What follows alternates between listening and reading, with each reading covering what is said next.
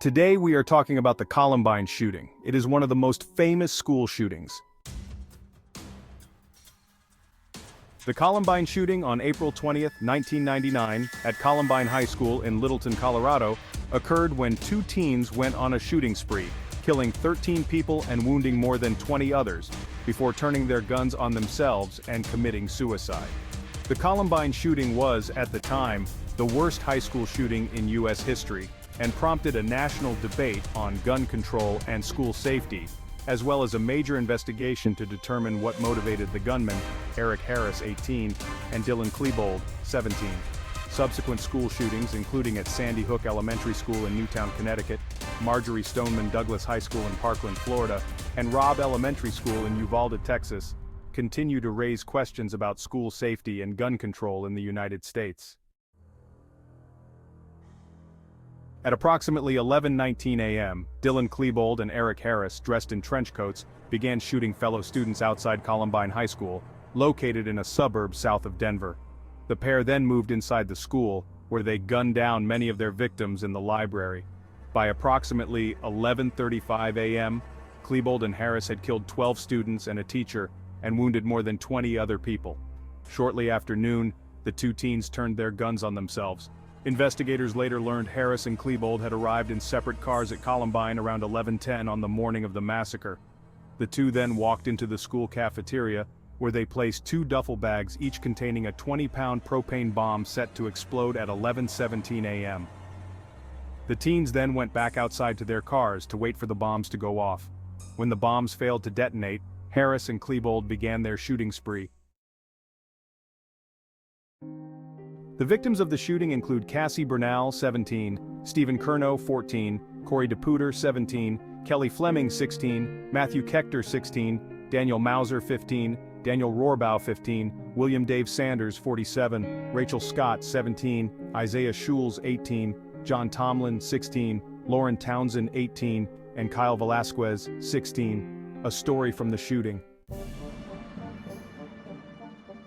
In the days immediately following the shootings, it was speculated that Harris and Klebold purposely chose athletes, minorities, and Christians as their victims.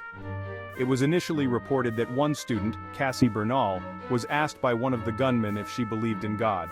When Bernal allegedly said, yes, she was shot to death. Her parents later wrote a book titled, She Said Yes, honoring their daughter. However, it later was determined the question was not posed to Bernal but to another student who had already been wounded by a gunshot. When that victim replied, yes, the shooter walked away. The investigation.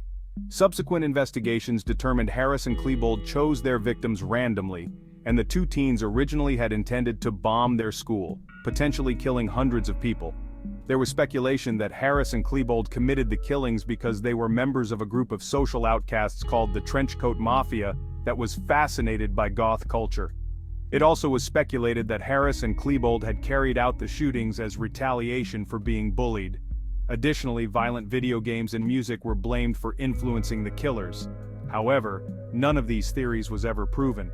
Through journals left behind by Harris and Klebold, investigators eventually discovered the teens had been planning for a year to bomb the school in an attack similar to the 1995 Oklahoma City bombing. Investigative journalist Dave Cullen, author of the 2009 book Columbine, described Harris as the callously brutal mastermind, while Klebold was a quivering depressive who journaled obsessively about love and attended the Columbine prom 3 days before opening fire. The aftermath. In the aftermath of the shootings, many schools across America enacted zero-tolerance rules regarding disruptive behavior and threats of violence from students. Columbine High School reopened in the fall of 1999, but the massacre left a scar on the Littleton community.